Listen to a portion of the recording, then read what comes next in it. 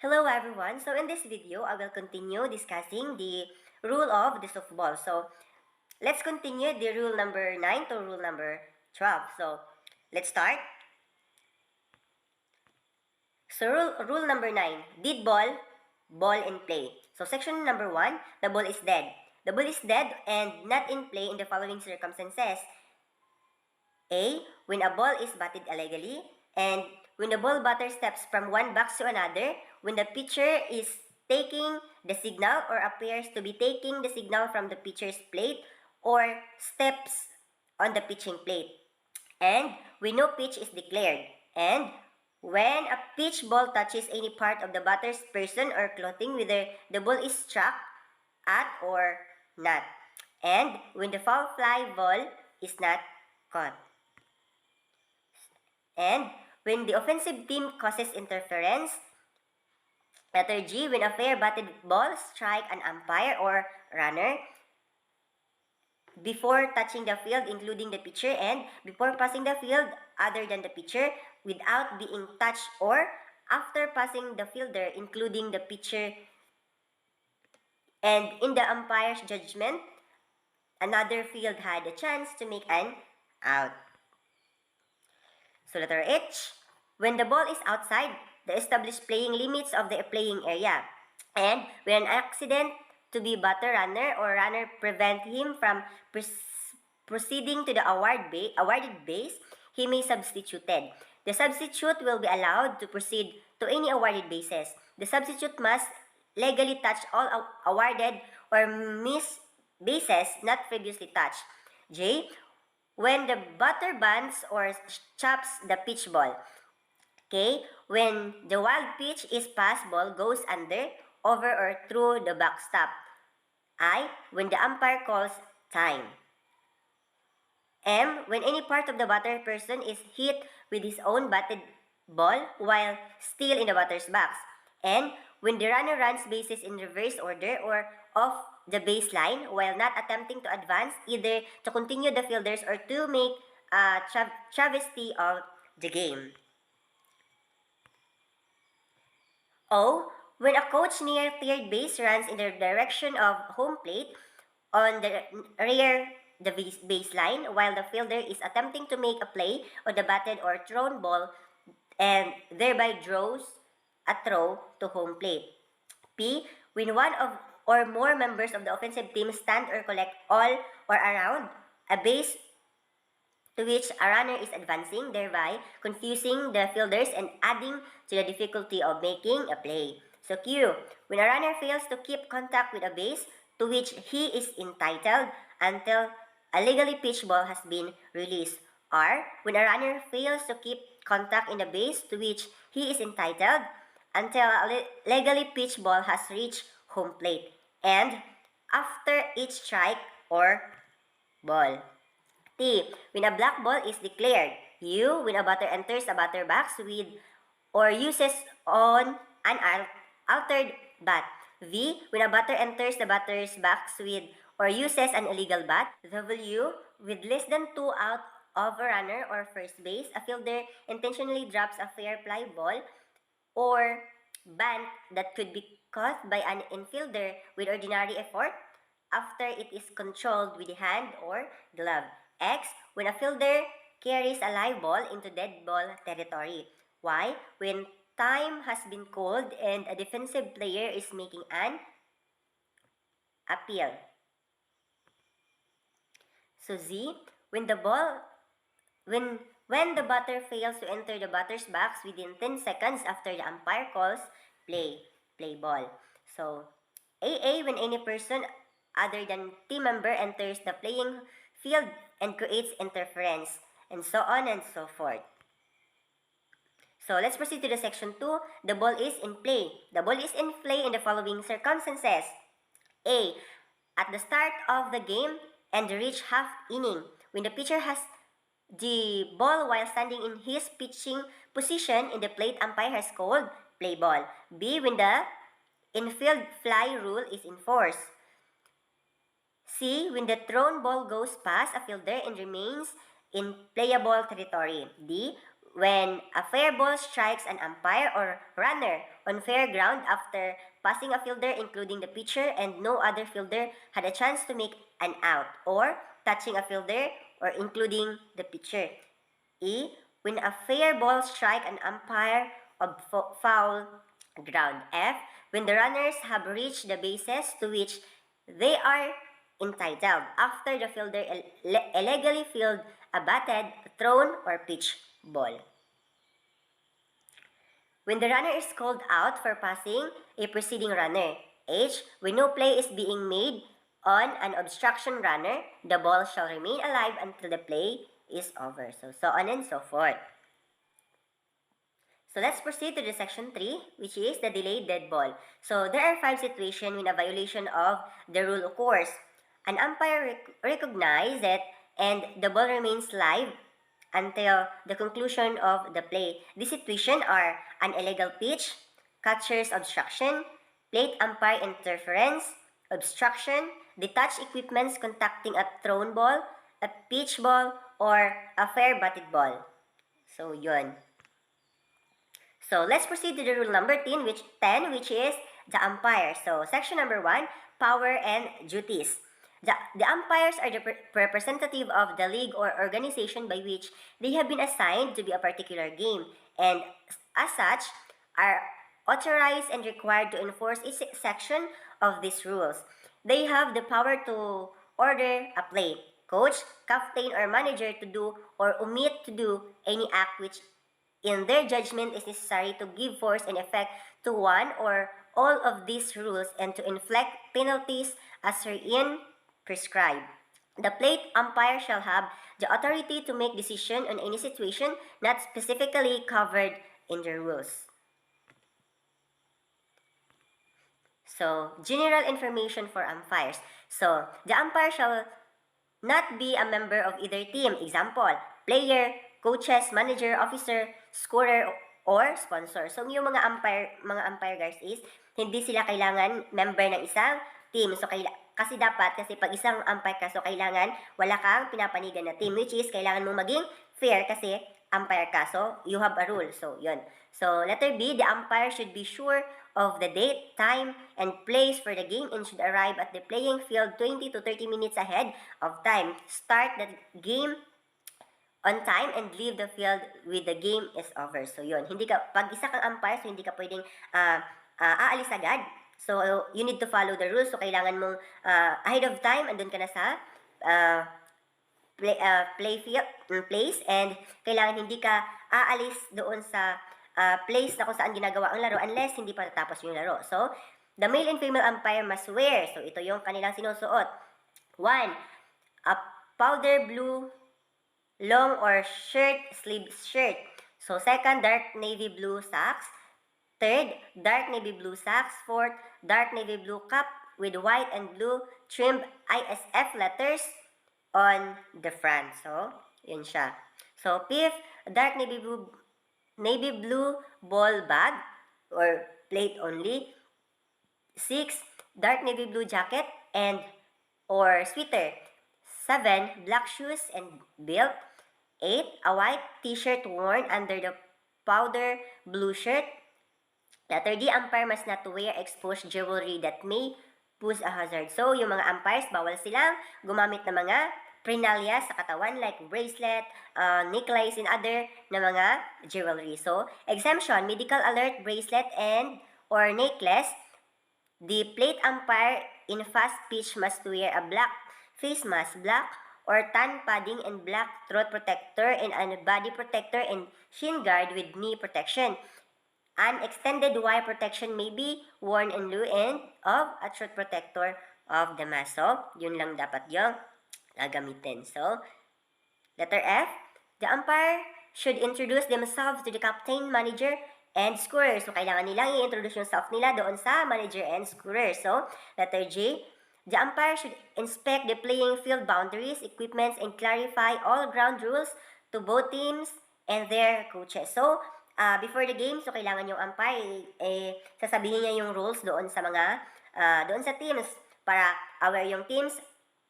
At saka kailangan niya i-check yung mga boundaries ng field. So, next, Each umpire shall have the power to make decision on violations committed anytime during playing time or during suspension of play until the game is over. Next, neither umpire has the authority to sit aside or question decision made by the other within the limits of their respective duties as outlined in this rule. So next, an umpire may consult his associate at any time. However, the final decision shall rest with the umpire, whose exclusive authority is it was to make a decision and who requested the opinion of the other. So, dahil isa kang umpire, so dito kasi sa softball is, ay kahit sa ibang laro din naman, yung mga umpire talaga yung masusunod ang decision.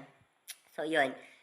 So next we have, in order to define their respective duties, the umpire judging balls and strikes shall be designated as a plate umpire. The umpire judging base decision as the base umpire. So next, the plate umpire or base umpire shall have equal authority to, first, call a runner out for leaving a base too soon, call time for suspension of play, remove or reject a play coach or manager from the game for violation of rules, call all illegal pitches, determine call an infied play. So, yun yung ginagawa dapat ng umpire.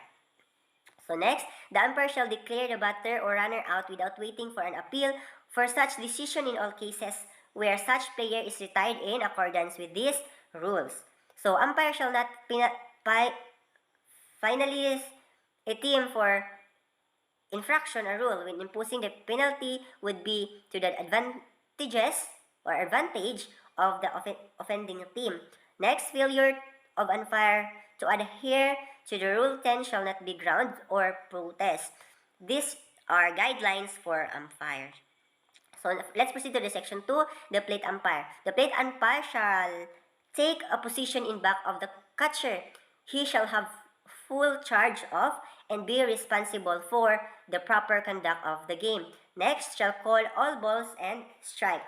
Next, shall, by agreement of the cooperation of the base umpire, call plays, hit balls, fair or foul, legal or illegal, caught ball. One place that would necessitate the base umpire leaving the infield. The plate umpire shall assume the duties normally required on the base umpire. Next, shall determine the declared whether, first, a batter bans or chops a ball. Next, a batter ball touches the person or clothing or of the batter. Next, shall render base decision where required to do so. Shall determine when the game is forfeited. Shall assume all duties when assigned a single umpire to a game. So, yon. So, let's proceed to the section 3, the base umpire. The base umpire shall take such position of the playing field as required in accordance with the relevant umpire system. Shall assist the plate umpire in every way to enforce the rule of the game. So, siya yung taga-assist ng umpire, plate umpire, para maiwasan yung mga fault at saka matulungan niya yung plate umpire. So, yun siya. So, let's proceed to the section 4, responsibilities of the single umpire. If only one umpire is assigned, his duty and jurisdiction shall extend to all points. The umpire's starting position for each pitch shall be from behind home plate. On each batted ball or play that develops, the umpire shall move out from behind the plate and into the infield to obtain the best position for any play that develops. So, yon. Change of umpires. Umpires cannot be changed during the game by the consent of the opposing teams unless an umpire is incapacitated by injury or illness. So, pwede lang mag-change ng umpire pag may injury yung isang umpire or may sakit. So, yun siya. So, let's proceed to the section 6, umpire's judgment. There shall be no appeal from the decision of any umpire on the ground that he was not correct in his conclusion as to either the batted ball was fair or foul, a runner safe or out, a pitch ball is strike or ball, or on any play involving accuracy of judgment. No decision rendered by any umpire shall be reversed, except that he be convinced it in violation of one of these rules. In case the manager, captain, or either team does seek to reversal of the decision based solely on the point of the rules, the umpire whose decision is in question shall, if the doubt, confer with his associate before taking any action. But under no circumstances shall any player or person other than the manager or the captain of either team have any legal right to protest on any decision to seek its reversal on to claim that it is conflict with these rules. So, yun siya. So, Section 7 signals. To indicate the play shall begin or be resumed, the umpire shall call play ball and at the same time motion the pitcher to deliver the ball. Next, a strike ball is indicated by raising the right hand upward, indicating the number of strikes by the fingers, and at the same time calling strike is a clear and decisive voice. Next, to indicate a ball, no arm signal is used. So next, to indicate the total count of balls and strikes, the balls are called first. So on and so forth. So let's proceed to the Section 8, suspension of play. Suspension of play, an umpire may suspend play when in his judgment condition justify such action. Next, play shall be suspended whenever the plate umpire leave his position to brush the plate or to perform other duties not directly connected with the calling of plays. Next, the umpire shall suspend play whenever the batter or pitcher steps out the position for legitimate person. Next, an umpire shall not call time after pitcher has started the wind up. So next, an umpire shall not call time while any play is in progress. So, ganun siya sa suspension of play. So next is, in case of injury, except the umpire's judgment with a serious injury, time shall not be called until all plays in progress have been completed or runners have been healed at their base. So yun siya. Effect ng Section 8F. In case of injury when time is called, the ball is dead and runners may be awarded a base or bases that they would have made in the umpire's judgment had the injury not occurred. And umpire shall be suspend play at the request of players, coaches, or managers until all action in progress by either team has been completed. So, yun siya. So, let's proceed to the rule number 11, which is the protest. Section 1, protest that will not be received. So, protest shall not be received or considered if they are based solely on the decision involving the accuracy of judgment on the part of an umpire, or if the team lagging the protest won the game. Example, the protest shall for example, the protests that will not be considered are whether the batted ball was fair or foul, whether the runner was safe or out, whether a pitch ball was strike or a ball, whether the pitch was legal or illegal, whether the runner did or did not touch a base, whether the runner left the base too soon or a caught fly ball, whether the fly ball was or was not caught legally, and whether it was or was not an infield play. So next is whether there was or was not an interference, whether there was or was not an obstruction, whether a play or a live ball did not or did enter the dead ball area or touch some object or person in the dead ball area. Next, whether the batted ball dead or did not clear the fence or in flight, and whether the field is fit to continue or resume play, whether there is sufficient light to continue play, any other matter involving only the accuracy of the umpire judgment. So, yun siya. So, let's proceed to the section 2, which is the protest that will be received.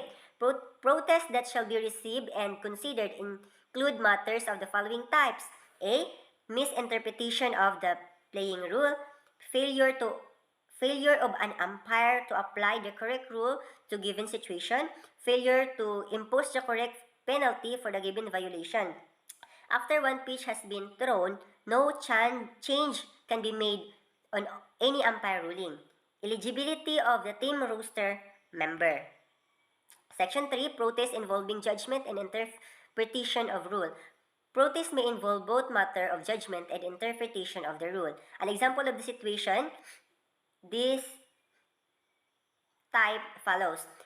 With one out and the runners on second or third bases, the batter fielded out. The runners on third tugs up after the catch.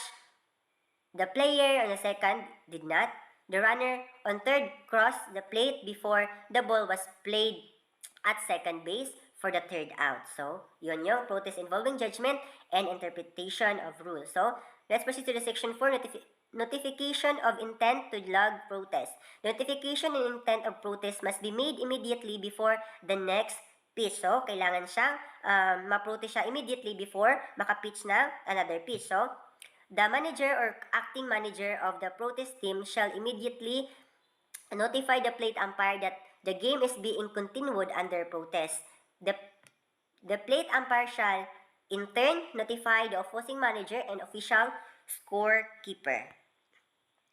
And all interest parties shall take notice of the conditions surrounding the making of the decision that will aid in the correct determination of the issue. So, Section 5, time to lodge an official protest.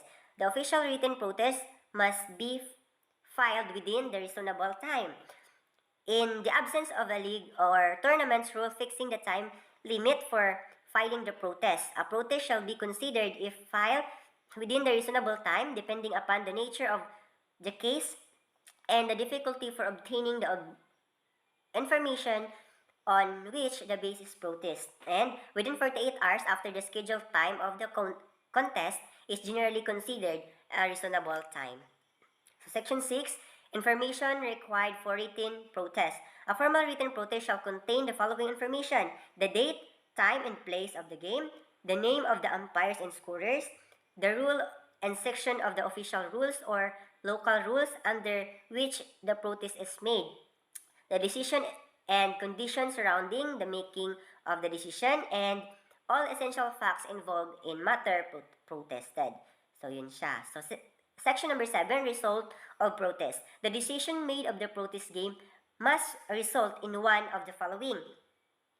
A, the protest is found invalid and the game scored stands as played. So, next, when a protest is allowed for misinterpretation of the playing rule, the game is replayed from the point at which the incorrect decision was made, with the decision corrected. Next, when the protest is ineligibility of the team roster member is allowed, the game shall be forfeited by the offending team. So, let's proceed to the rule number 12, which is the scoring. So, Section 1, the official scorer shall keep records of each game as outlined in the following rules, and shall have the sole authority to make all decisions involving judgment. For example, it is the scorer's responsibility to determine whether a batter's advance the first base is the result of a hit or an error. However, a scorer shall not make a decision which conflicts with the official playing rules or with an umpire decision. So, yun siya. So, hindi pwedeng mag-decision ang scorer ng any decision na para sa umpire decision lang. So, yun siya. So, Section 2, the back score. Each player's name and the position or position to be played shall be listed in the order in which he batted or would have batted unless the player is legally substituted, ejected, or removed from the game, or the game ends before his turn at bat. So, yun siya. So, section number 3, base hits shall not be recorded. Base hits shall not be be scored in the following cases. A, when the runner is forced out by batted ball or would have been forced out except for the fielding error. Next, when a player fielding a batted ball retires a preceding runner with ordinary effort, and when the fielder fields in an attempt to retire a preceding runner and in the scorer's judgment, the batter running could have been retired at first base. And when the batter runner reaches first base safely as a result of the preceding runner being called out for interfering with a batted ball or defensive player. So, section number 4, sacrifice fly ball. So, sacrifice fly is score when with less than 2 outs. The batter scores a runner with a fly ball which is caught, or the ball or the line drive handled by an outfielder is dropped and the runner scores, and in the score's judgment, the runner could have been scored after the catch had the fly ball has been caught. So section number 5, runs batted in. The run batted in is the run scored because of one of the following reasons. A safe hit, a sacrifice bunt or slap hit or sacrifice fly, a foul fly caught, an infield put out or fielder's choice, a runner forced home because of obstruction, the batter being hit with a pitch ball or being given a base on balls, and a home run and all runs scored as a result. So, yon. So, section 6, pitcher credited with a win. A pitcher shall be credited with a win in the following situation. A, when he is starting pitcher and has pitched at least 4 innings and his team was not only in the lead when he is replaced but remain in the lead for the remainder of the game. And when the game is indeed after 5 innings of play and the starting pitcher has pitched at least 3 innings and his team scores more runs than the other team when the game is terminated. So yun siya. Section 7, the pitcher charged with a loss. So a pitcher shall be charged with a loss regardless to the number of innings he has pitched. If he is replaced when his team is behind the score and his team thereafter fails to tie the score or gain the lead. So, yun. So, section number 8, game summary. The summary shall list the following items in this order. First, the score by innings and the final score. Next, the runs batted in and by whom hit. Next, 2 base hit and by whom hit. Next, 3 base hits and by whom hit. And home runs and by whom hit. Sacrifice flies and by whom hit. Double plays and plays participating in them. Triple plays and players participating in them. Numbers of walks given by each pitcher. Number of batters struck out by each pitcher. Number of hits and runs allowed by each pitcher. And the name of the winning pitcher.